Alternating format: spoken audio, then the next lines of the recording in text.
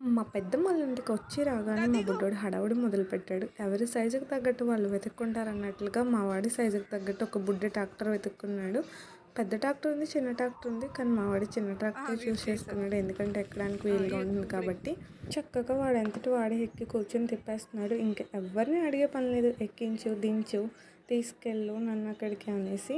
ఈ బుడ్డి ట్రాక్టర్ అయితే భలే ఉంది కదా. మా వాడైతే అస్సలు దిగట్లేదు. తెగ నచ్చేసింది వాడికి. నాకు కూడా బాగా నచ్చింది అనుకోండి.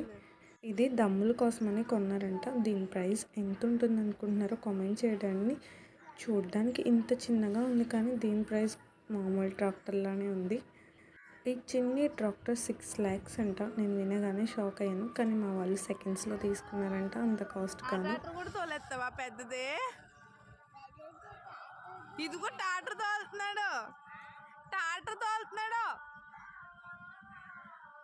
బయటికి వెళ్తున్నారు పందాలకి.